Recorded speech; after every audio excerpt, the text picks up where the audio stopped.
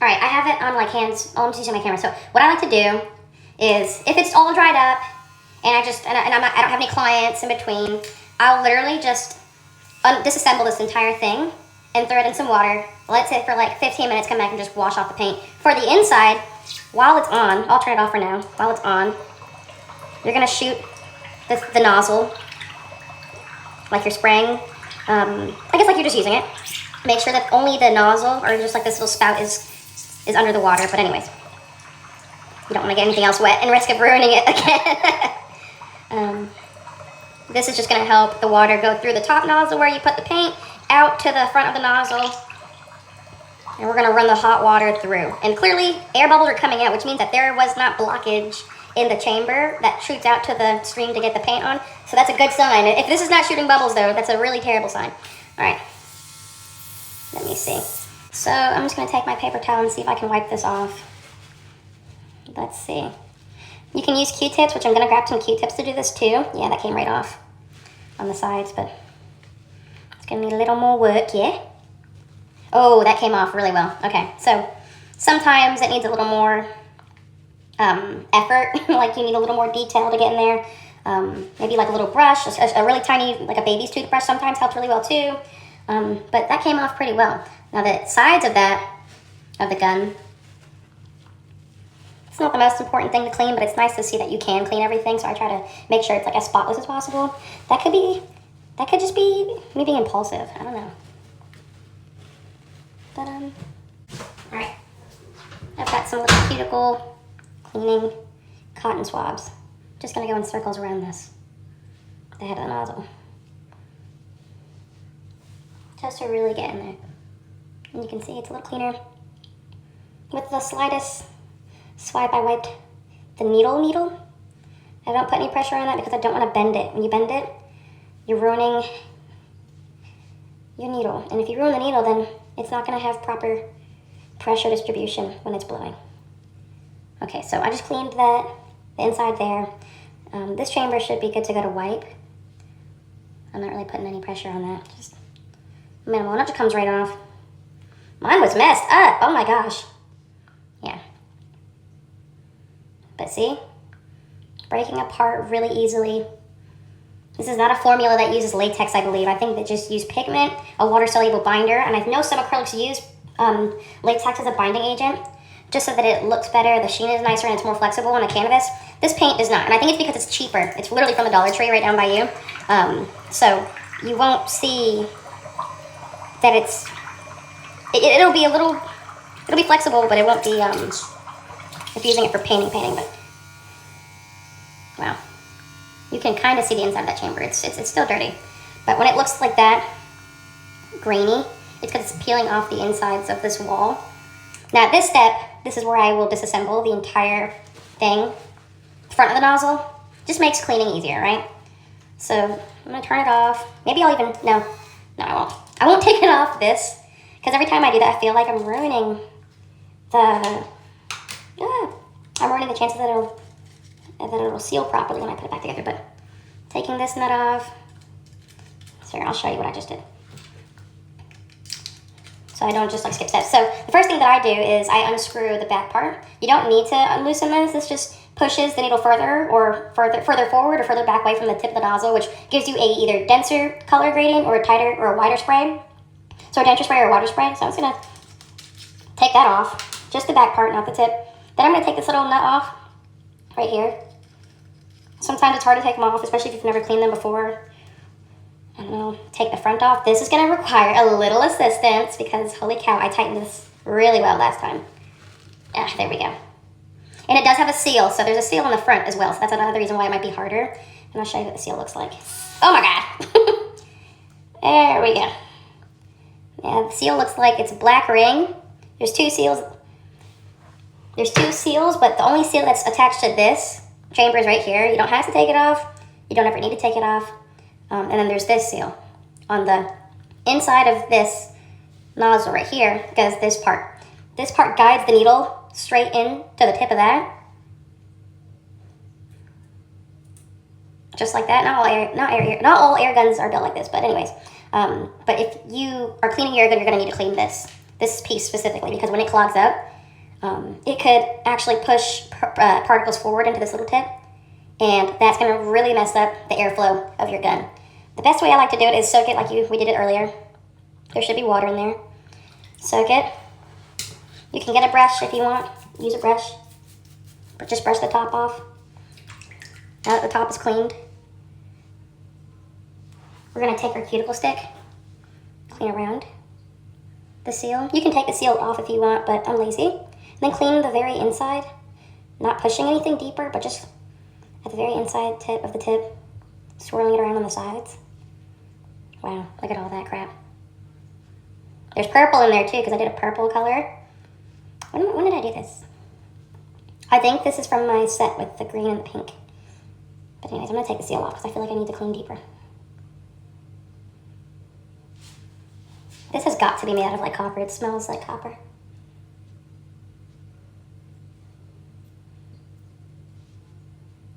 A little noodle of paint came out from the front. You can kind of see it there. Or is it a bubble? Either way. Now, for safety reasons, I won't recommend doing this step that I'm about to illustrate verbally, because my stand can't show you, but I'm going to blow. I'm going to blow on the narrow side of this little thing, just to make sure that nothing's blocking that airway. Interesting. Alright, now that's clean. Just going to dump that into water.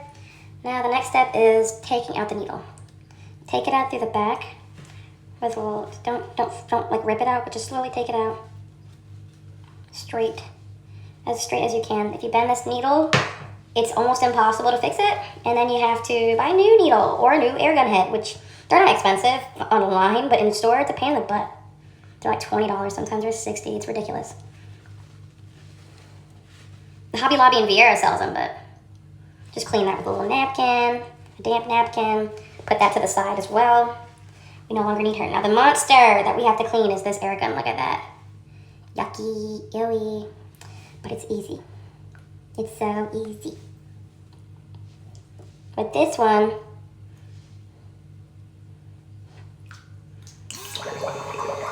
I just do that. I turn it on and I do that. Water got her. And it's already getting cleaner. Look at all that crap at the bottom. Wow. Do it one more time. Now before I finish this final cleaning step up, I'm going to clean the inside of the grooves over here. Just like that, just to make sure that everything is as good as it can be. Every corner is not the paint. Honestly surprised that the water hasn't changed colors. It's not that dirty, but there is quite a lot of paint. There was. I am going to clean just like the dot. I'll show you later. Very, very, very last step is using this Q-tip or the cotton swab, going inside here and just swishing around to clean up anything on the sides of the threads. You can clean up on the outside. Make sure that's pristine looking. There's a little piece of paint here that I can't seem to get off because maybe it was old. But anyways, skin on the insides, the threads. Real nice.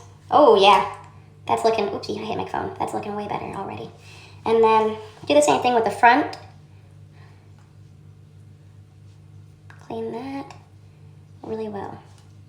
All right, looking better already. Now my last step is just taking the wet side now, wet my cotton swab, and swab on the inside where I see paint, wherever I see paint. And I'm not pushing in too hard, you don't need to. Just back and forth, really trying to get it out. And sometimes it takes a second or two to really, really get done. So I'll turn this back on, get it wet again, go through that cycle one last time. And this is how I clean all of my airbrush guns, whether it's with acrylic paint or if it's with gel. Gel is supposed to be water soluble, but not all gels, once cured, obviously they can't be soaked off with, or wiped away with just water, so it's looking pretty good. So it's looking pretty good. I'll stop there. Like there's nothing in there anymore. I wonder if I can turn my flashlight on. I'll turn my flashlight on for you. So as you can see, all that crap is there. And then here is the air gun. Now it may not look Clean, like there's a little bit of green in the corner, I'll wipe that away. But everything else is stainless. Oh no. No, that's just reflection. Okay, that's just reflection. I was so stressed for a second, but that's stainless, clean. Ooh, be careful with this little thing. This thing, now that the needle's not in there, it could just pop out, but I'm trying to keep it just stable as possible. But anyways, that's clean. All my other pieces are clean now. So that's pretty much all that you need to do. Now, when you're using it and you put your paint in and you're done, you're doing your airbrush and the paint runs out, if you're not using any more colors, even if you were to use more colors, especially in between, get some water. Hold on. Get some water. Either put it in one of these bigger bottles. I got this either from Hobby Lobby or from the Dollar Tree. This is like an 8 ounce or something like that. Get one of these. Either get one of these that has easier, it's easier to drop it in the bottle with more precision.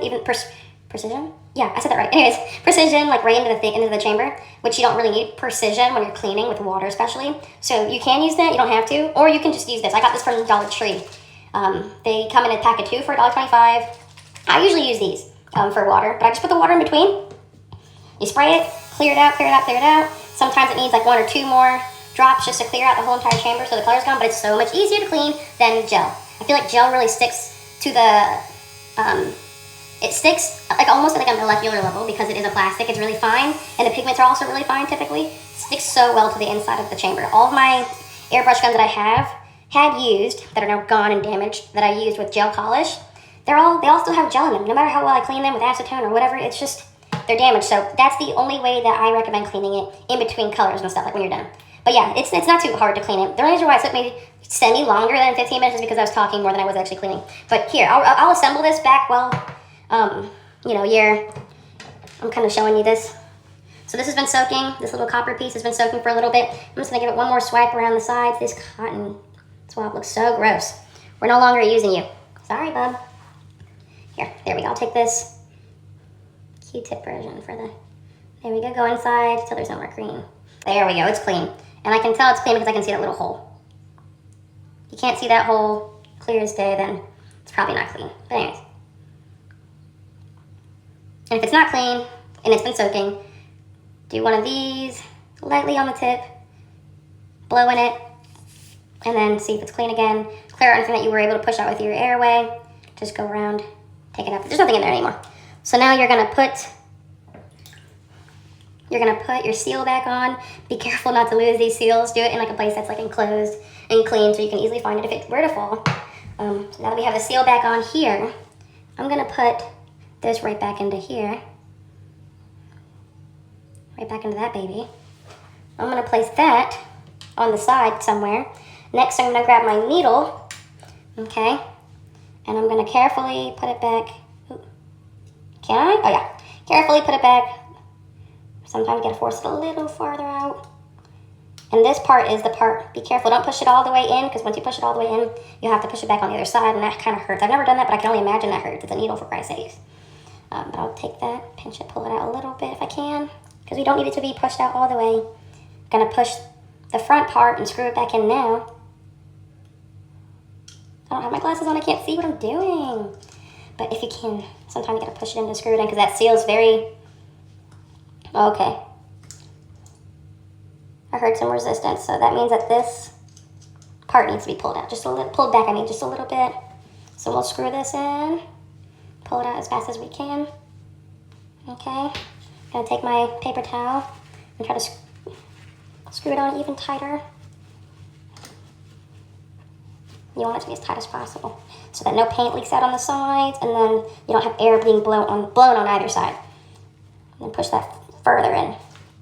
Doesn't have to be protruding out all the way, but just you have to be able to see the needle, right?